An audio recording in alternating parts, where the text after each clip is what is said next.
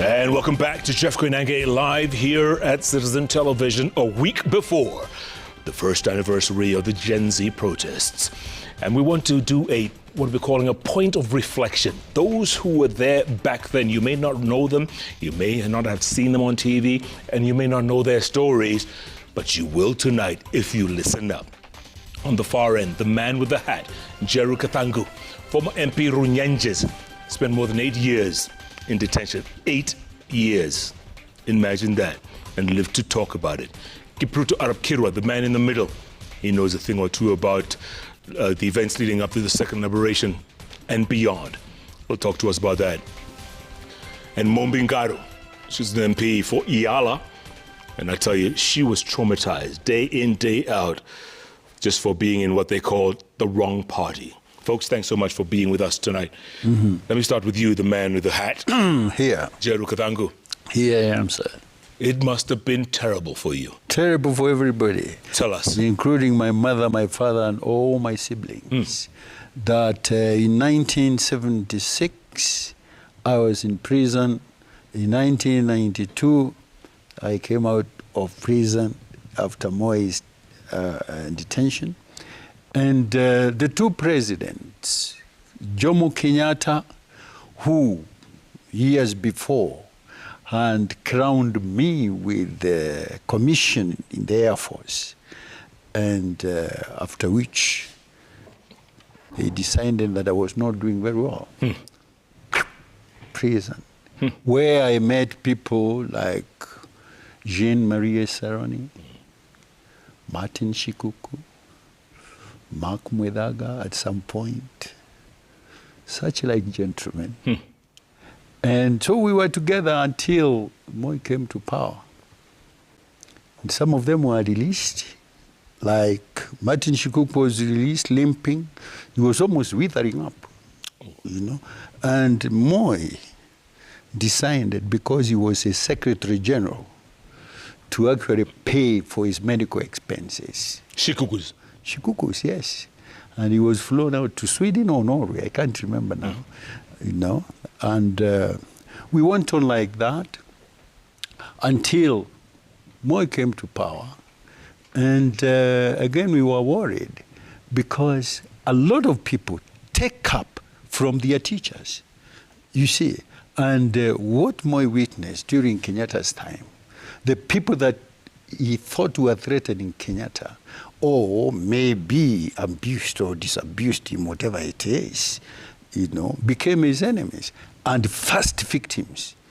And so if you look at the people that were detained by Jomo Kenyatta or brushed wrongly with Jomo Kenyatta's government, were put in immediately after Moi came in, you know.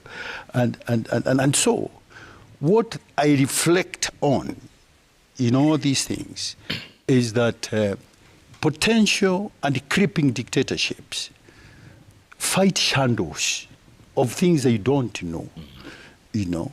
And I see it every time I'm thinking about leaders. African leaders get threatened so much by people who reflect on things intelligently, people who voice themselves up publicly, characters who give ideas about how things must be done. They feel threatened, just like Herod, you know. He hears that there is a Kamwana who has been born. Yeah. And that Kamwana is saying that he could be the king next. He decided to clear all boys under 2 years. Right. He didn't want anybody to come in and claim his leadership. And so, when we look at Jomo Kenyatta, we are looking at Moi. Two of them are different. Jomo Kenyatta's lieutenants, those very close to him, were worried that the younger people coming up could displace them. And so they went out, you know, to fight them. In fact, let me tell you, I met a man in committee in 1976 who had been arrested in 1971, you know, that my friend Charles Jonjo and others were driving along one of the roads. And they got him. They said, "Oh, is this so-and-so?" Put him in the car. The fellow was taken, put into the car, and driven to committee. Why? He did not have a file. He did not have a police report. The man was there from 1971. I saw him 1976. I asked him, and you? And he said, I don't, I was picked by Jojo, I was put in, and I've been in committee throughout. 5 Have you been years. to court? No.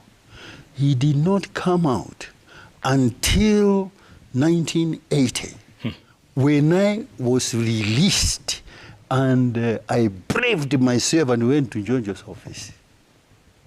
And thank God, the man opened for me. Whoever was there, I said, sir, there is a man here claiming to have come from committee, and he wants to talk to you. And he agreed, Yeah. And I said, sir, there is some man here who has been in prison and doesn't have any file. Not police, not court, nothing. Called Nyoike. I said, Nyoike. I said, okay. He remembered. He said, I'm sorry. He called the Solicitor General on DPP, whatever. And he said, look, talk to Kathango about these things. In the meantime, nunulia Kathango kahawa. And I think I was bought a kahawa for 1,000 or something like that. Wow. And Jonjo was a force unto himself. Yes, he was the power. The law. He was power behind the throne. Akiwa na Koinange, your namesake or your Getwa. Yes. And they were released. Okay, hold that thought. Let me get to Mombi here, because tell us your story. How did they traumatize you? Thank you for remembering us. I'm told we are fossils. That's what they call us. That's what they call us.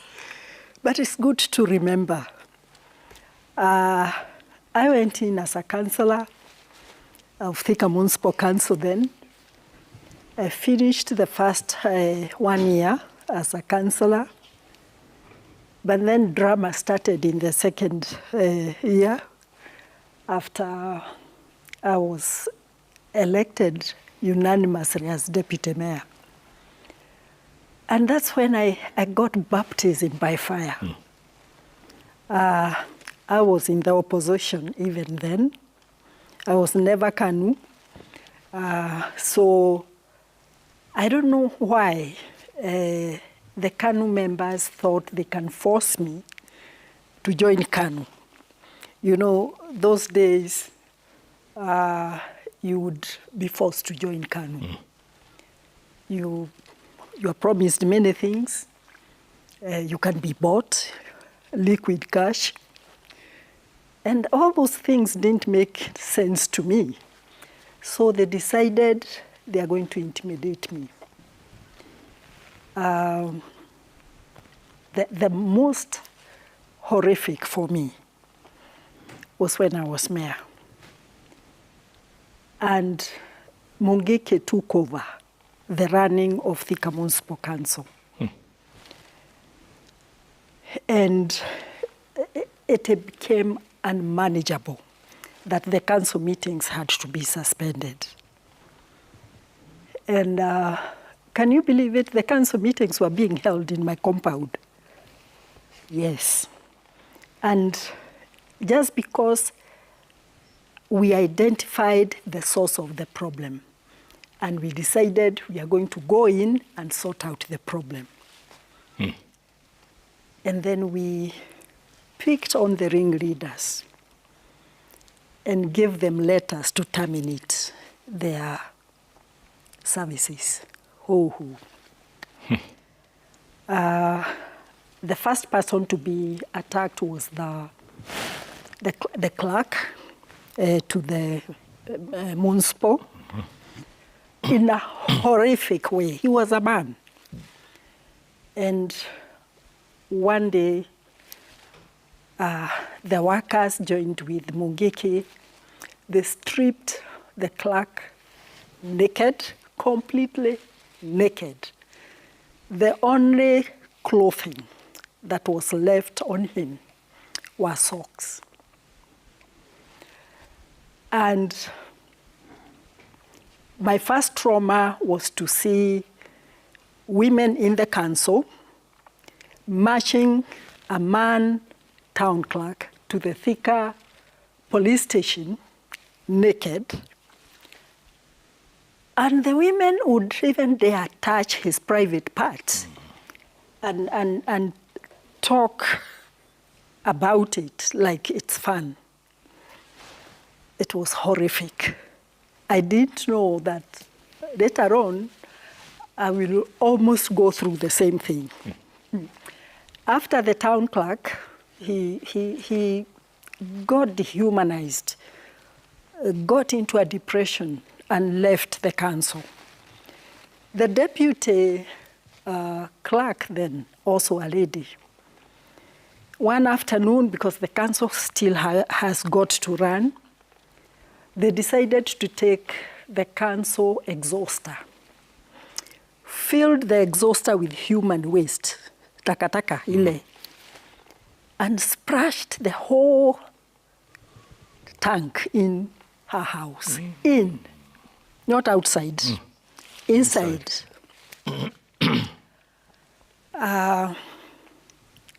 And I was the boss, the head. We cleaned that house until 2 a.m. She almost got a stroke. She also could not work, and she left. And those things were being followed by government officers within the Thika district and the Thika town. So other officers were transferred, and they came and they were told by the same gang, you can't work here. And most of them left. So I was there with a team of councillors. The officers have been intimidated enough. It was my time to be intimidated. So we decided to put the council in order. And we made a special meeting and selected the team leaders, had a full council meeting, and terminated the services of about 37 workers. After a few days, Mungike was in the parlor, in the town hall, singing circumcision songs. They came to do it on me.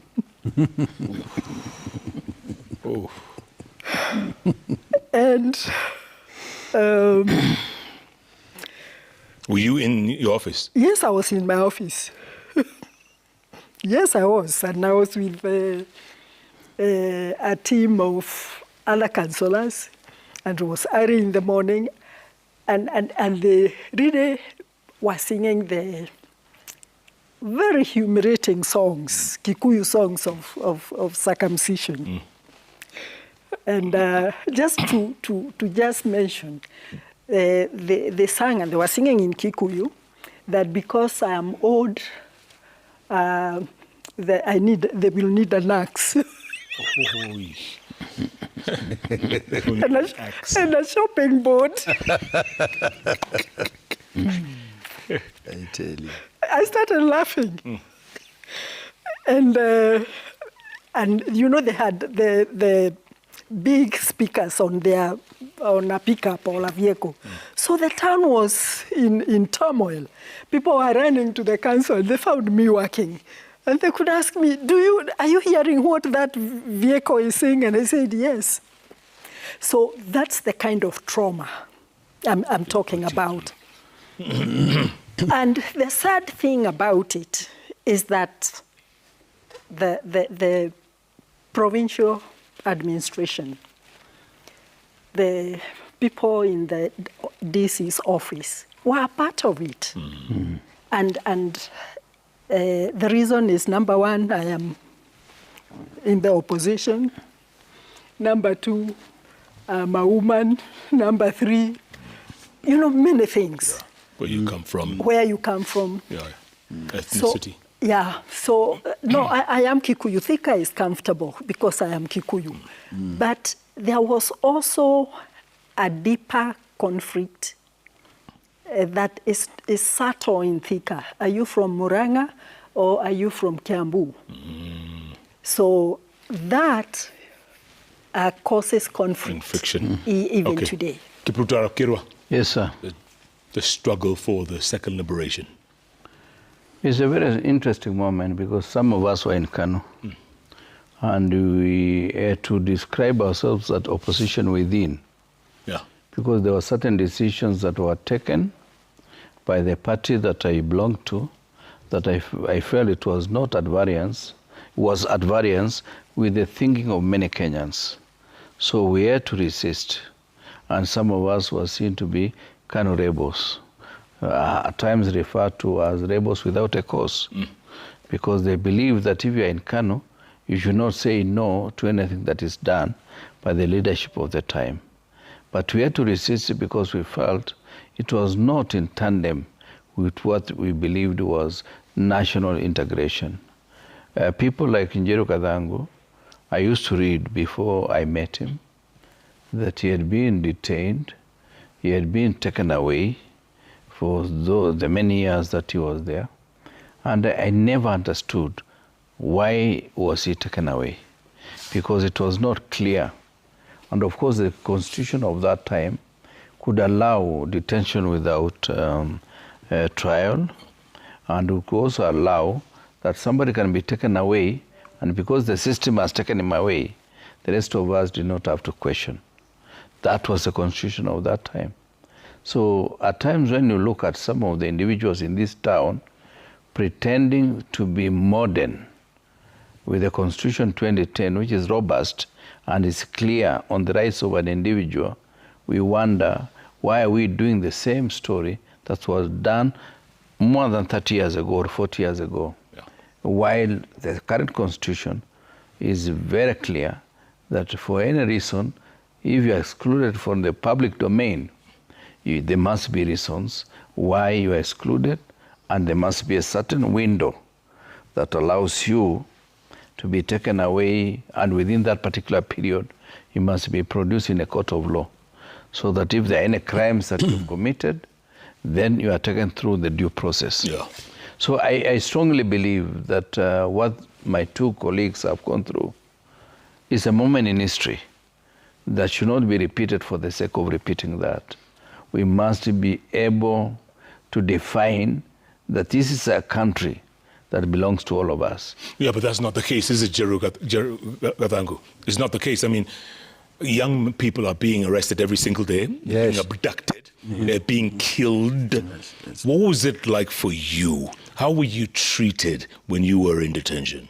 Well, the very first thing is that I must say that young blood is the one that causes change in every society. Young blood. And whether we like it or not, it will continue that way because that is the chemistry of life. You see, every change in this country has been caused by the actions and reactions of the young people. You know, since 1902 to where we are today, you know, those that went to the forest were between 19 years and 22, 25.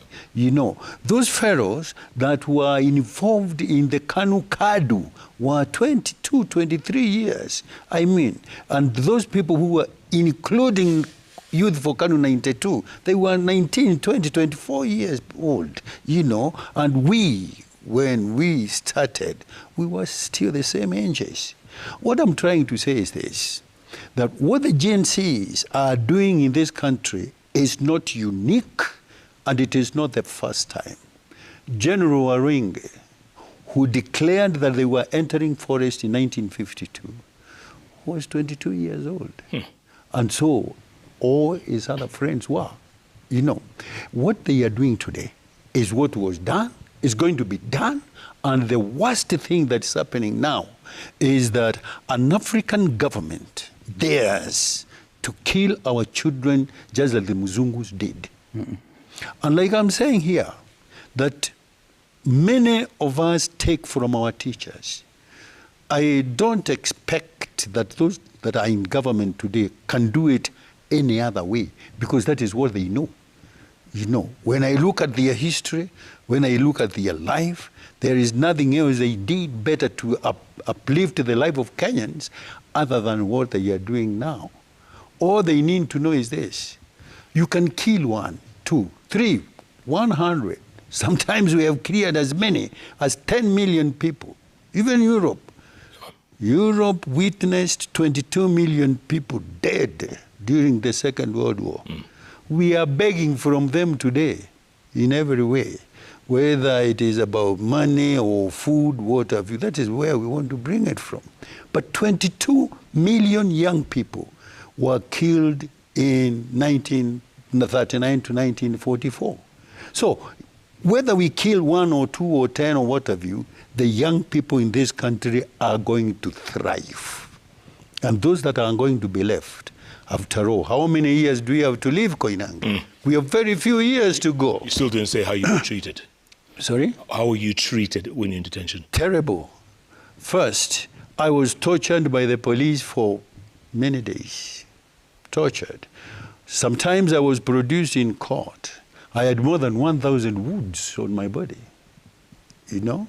And when I opened that shirt, the magistrate could not also look at me because it was everything. And the police would say, I was arrested like that. Where? I was arrested like that. Yet they had put me in water, you know, waterlogged cells for long hours, you know, beat me up, including pressing my testicles and my nails, you know. Listen, the Kenyan police are very sadistic characters.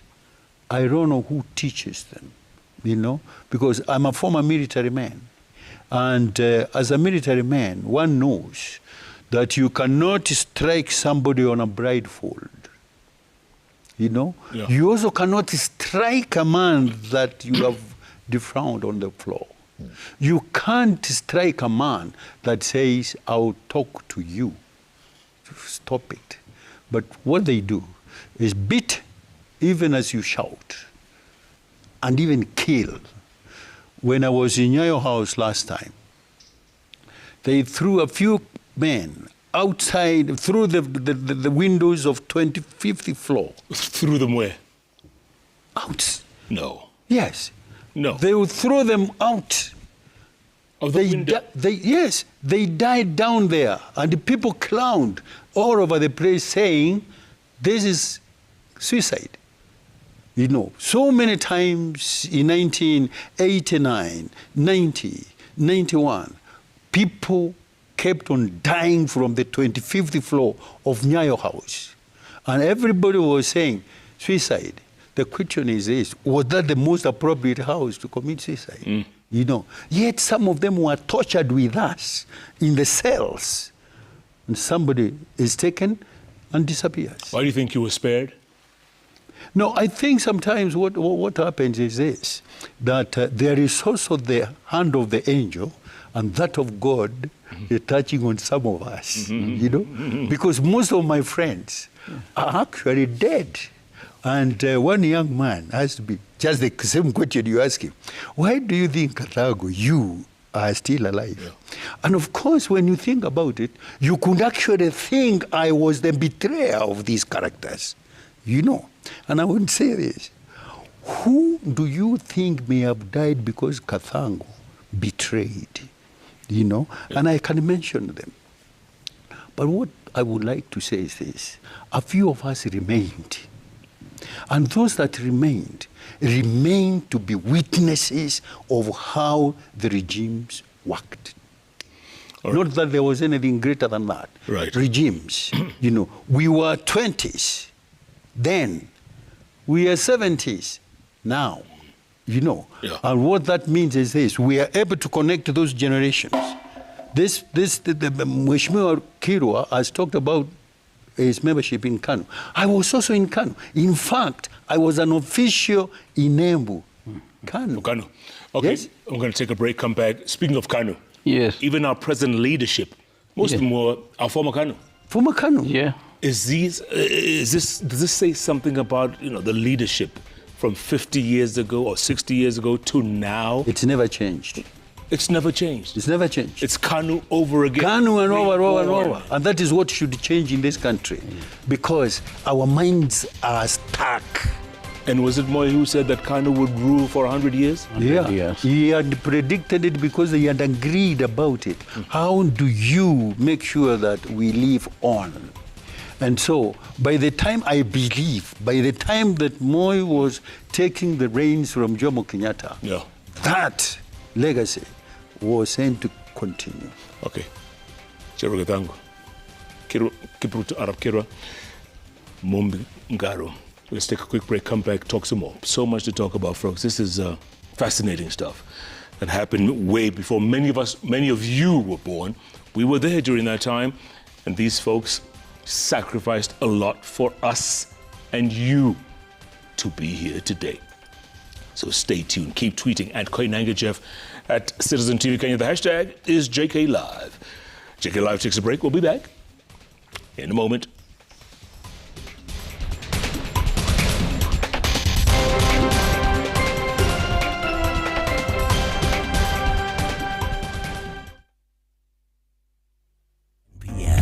Unajua ni kudunda kudonjo.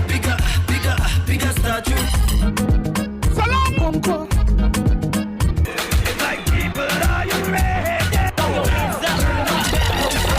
Akufa juu, kila mtu hapa ndani kufa juu. E for the energy. E for the vibe. Say E for the energy. Unaweza niita media messiah Stombora. Cause Africa's mega hype man, good man. 10 over 10 every Friday from 10 p.m. Riba lukumpia lukuni piam piam piam piam lukumpia lukudiri diriba lukumpia lukuni piam piam lukumpia lukudiri diriba lukumpia lukuni piam. We've got you with an upgrade on us, plus the best entertainment. People always ask me, do you ever get scared? This thing is spicy. We're going big. Look what you've been missing. He has done it! I like it, but can he sing? More shows, more value, and more reasons to stay connected to DSTV with an instant upgrade and more channels on us. DSTV, we've got you. Lukudiri diriba lukumpia lukuni piam piam lukumpia lukudiri diriba lukumpia lukuni piam piam piam piam lukumpia lukudiri diriba lukumpia lukuni piam piam lukumpia lukudiri diriba lukumpia lukuni piam.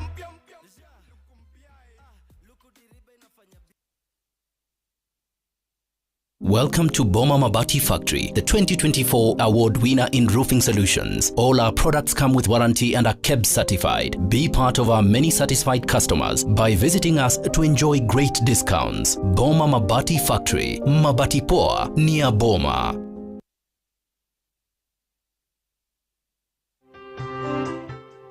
Honey glazed chicken gizzards. Sweet savory bite-sized goodness with a chewy twist.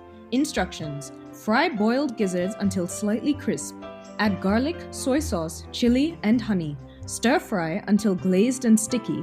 Serve as a bold side with ugali and kachumbari. Add Ajab Premium Maize Meal. Done. Grab your Mwiko and start the mixture. Done. Enjoy incredibly soft ugali. Done. Ingia ligi ya kipekee na Ajab Premium Maize Meal. Enjoy white, soft, aromatic flour. The Kiambu County Government, led by His Excellency Dr. Kimani Wamatangi, has waived 100% of interest and penalties on unpaid land rates. Landowners must clear the principal amount within the waiver period to benefit. Payments should be made to Cooperative Bank, Kiambu Branch, account number 01103715435001, and owners should present the land documents and the last payment slip at the local municipality offices. Funds collected will support key county projects like ECDs, hospitals, roads, and farm inputs. Who do you trust with your precious ones? Who do you trust to drop your kids to and from school? Who do you trust with all your packages? Who do you trust to get you to work, airport, or to that late night plan? Wigo. Introducing Wigo, your trusted ride. The ride with the most reliable, verified, efficient, and transparent drivers. With fabulous cashback incentives for passengers, each trip on Wigo feels like an upgrade. Download Wigo from Play Store or App Store or SMS Wigo to 20425 and ride with confidence. Wigo, let's go.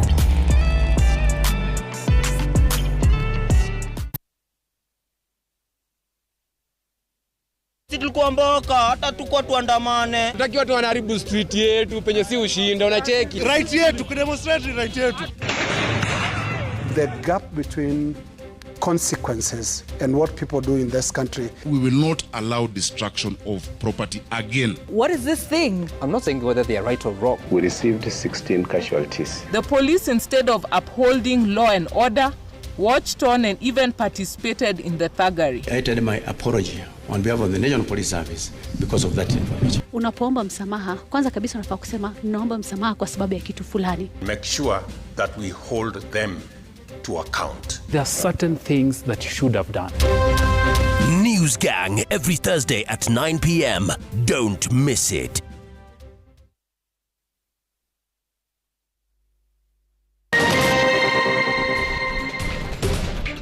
And welcome back to Jeff Koinange live here at Citizen Television. We're at a point of reflection. That's right, going forward, folks. We need to know, what was it like then? Before the second liberation, what was it like? And moving forward, is it the more things change, the more they remain the same? Is that what it is?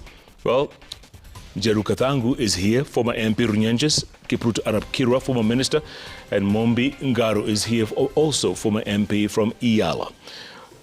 They are talking to us about what was it like back then. Almost 50 years, 1976 is when Njeru Kathangu was first detained. 76, that's 50 years next year.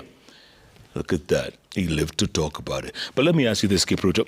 Yeah. I was asking before the break, is this all our leadership? It is literally all the leadership are former Kanu. Well, name one who's not Kanu. Incidentally, we might have belonged to Kanu because for a certain period, Kanu was the only party that was under Section 2A, was that we have a democracy in Kenya, and Kanu is the only party that is recognized by the Constitution. So some of us who were born around that particular time, we became Kanu members by default. We did not make a choice because by then, if you are not in Kanu, then you do not survive politically. I remember when I came in 1989, the late John Kipsang Koech had just been expelled from Kanu as a minister. He lost his seat as a minister. He lost his seat as member of parliament. And when I met him somewhere in Westlands, I recognized his face and I embraced him because he was my senior and I knew him. And for that reason, he became a friend of mine until he passed on the other day. So Kanu became the de facto or de jure, the political party of the day.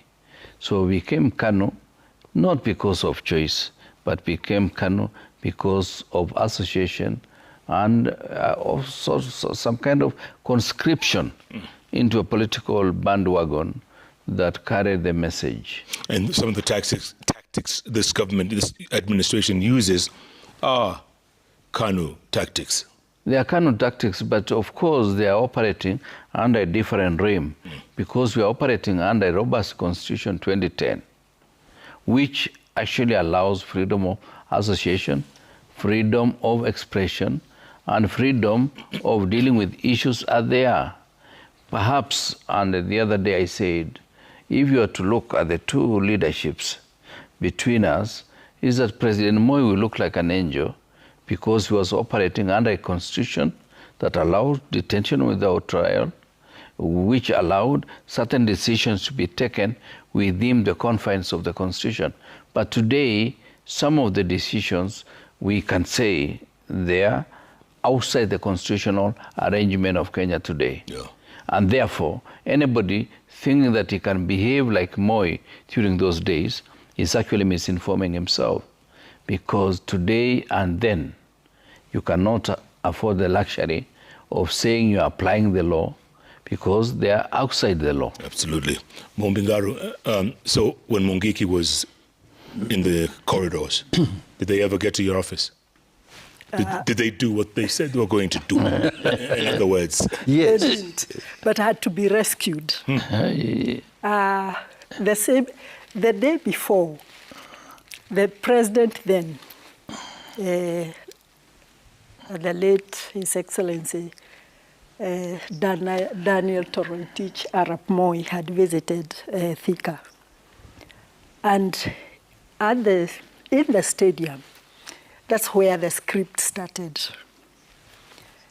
And so after the presidential event, there was a lot of name calling, bad names. Women politicians are called names that are unprintable. And because I was seated on the first row, so they would call my name out, and she's the mayor. And the State House controller then just came back to me and said, is there anything that you'd want the head of state to know? And I said, everything that they are saying is with the Minister for Local Government, with the provincial administration, with the district officer in Thika. And they decided that after that event, I come to State House in Nairobi. And I did come. And the president told me, pore mama mayor, hiyo ni mambo ya siasa. But what is all this about? So I narrated about the town clerk being undressed and the deputy who was then, but at that time I was meeting the president, she had already gone to outside the country for treatment because she had a clot in the brain. And he asked, what kind of workers are these? And at the top there, the head of civil service was a lady. And so she held me like her sister. And I can tell you from then on, things changed for me. And later on, I think Kanu then was still deceptive. They were trying to lure me to join them. So every time the head of state was coming to Mkoa Wakati, I would be called from Nairobi to come and meet the head of state at Kenyatta University. And I would always remind them, there is a municipality between Thika and Nairobi, and that was Roiro. And I would be told to wear a chain, the mayoral chain. They want me there. And I used to come, because those were the instructions. Right. So they tried to be nice to me, to attract me to their side. And of course, it was not easy. They never managed to get me on their side. You refused? I never went to Kanu one day.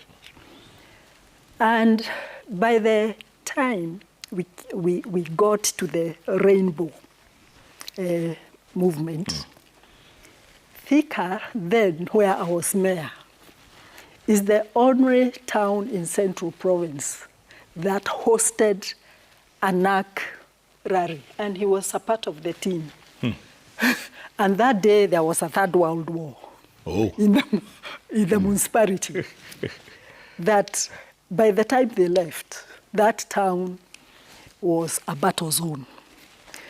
I was whisked by, I don't know whose security, put one of the security vehicles, and all the vehicles stopped at Safari Park. After laughing about it, for them it was fun. and it was time to disperse. They asked, we are all going home. We've burnt the mayor's town. Where is she going? How? No. So some of them suggested we put her here at Safari Park until her town settles down, and then she can go home. I said, no, I'm going home. And asked me where. I said, we live with these guys. Next time you call me, I'll bring a note by one of the vice presidents after NAC took over. He always used to address me on the blue paper, government paper. Yeah. Dear Mongeke Kila. Because he couldn't believe it. Yeah. It was torturous. And I am seeing the same, a repeat performance. And like Mheshimiwa Jero Kadhango says, every revolution has its Gen Zs. Mm-hmm. We were there at our time. The only difference that I can mention about now and then is some of us at that time, especially in the opposition, and he talks about other older people before him that he would look for to ask, was it like this when you people started? I know I traveled all the way to Kisumu to look for the first woman mayor in Kenya. Wow. Yeah, I would look for the late Margaret Kenyatta. And I sit with them and ask them, was it like this? How did you handle ABCD? And maendeleo ya wanawake then was very powerful. Very powerful. It was Kanu maendeleo ya wanawake. Yeah. But the women who were at the top were women who would look at us younger women and look for you.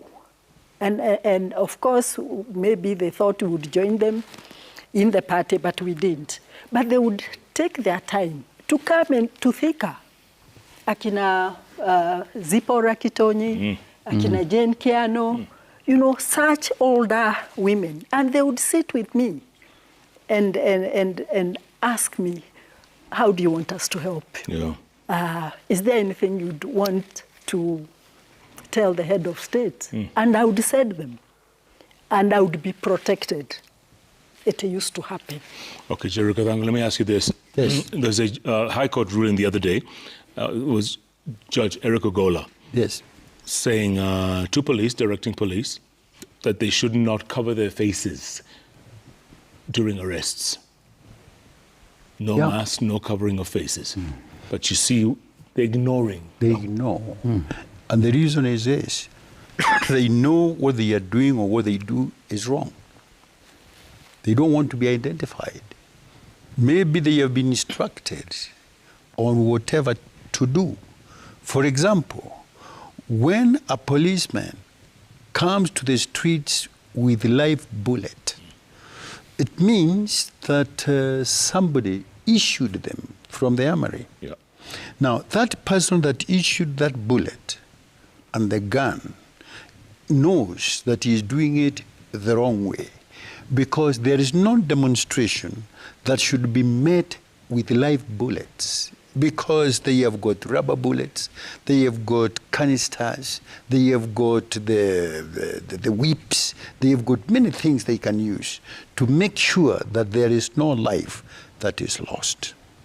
Now, when you are an askari and you are going to the streets, and you think that you are doing your thing askari way or military way, then it should be common knowledge that the person you are going to meet will identify you, will talk with you, because you may talk them out of those demonstrations. Now, if you have covered your face like Al-Shabaab, Al-Qaeda, what have you, how are people going to be behaving with you? You see, that is number one. Number two is that the policeman is the only askari who is a people's friend or supposed to be a people's friend, because all the others are actually working at the border or for the border or in the forests or in prisons and whatever, and they do not mingle with the ordinary mwananchi, right? It's only the policeman who is supposed to be on the street, in the village, talking to these men and women about how we can keep our country secure. And therefore, what Ogola is saying to encourage the police and the people is that be friends, remove your veils and masks, and talk to one another. Because every demonstration, Jeff, is an expression of dissatisfaction, that there is something that's wrong happening in our state and it should be rectified. In fact, a demonstration is an advice of the people that cannot be able to get to the president and the ministers to say something is wrong. In fact, they are the people who are supposed to record the messages from the demonstrations firsthand so that they can discuss them later. Instead, what they do, they see them as threats simply because they themselves do things that are evil against the people. But if they mean well, they can be able to rule even for that 100 years that my friend Moi said. But Kipruto, does the government listen? Well, the last time I knew government listens is when we had one president called Mwai Kibaki. Who spent a lot of time, when he gave you a duty, he never followed you with some people to tell you what the state thinks about the portfolio that he has given you. And whenever there was any problem, the recourse is to go and brief him. And once the brief is clear to him, he never asked you what to do next. He told you, do what you have just said. And for him, he spent a lot of time questioning the philosophy that you have expounded in front of him. So today, I don't know whether we have a government in town or we have a group of individuals who believe the best way to run this country is to create systems parallel to the existing institutions, because we decimate the institutions of the day and we create parallel structures. How come that you say instead of NHIF, you say you are going for SHA? Instead of the normal parliament we knew, you are buying members of parliament to come to your side of the equation. You make the minority majority and the majority minority. Then when you go to the executive, you emasculate all institutions, including constitutional offices and offices that are protected by the Constitution, and you collapse all of them into one. And even when you go to the executive, you remove the seal from the office of the Attorney General, you take it to your own office, and you tell this lady, they are AG today, that say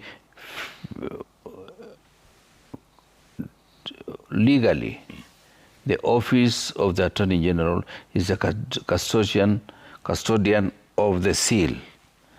But practically the seal does not reside in the office of the Attorney General. This is where we find institutions have been destroyed. And when institutions are destroyed, that is precipitation of a state of dictatorship, which precipitates whatever we are seeing today. If today any Kenyan is not aware, we have a dictator in town. I want to take another break, come back and talk about if it wasn't for social media, if it wasn't for what we have today, we would be finished. We'd be finished. Yeah. That's exactly correct. Agreed. Right? Yeah. So we thank God for social media. Yeah.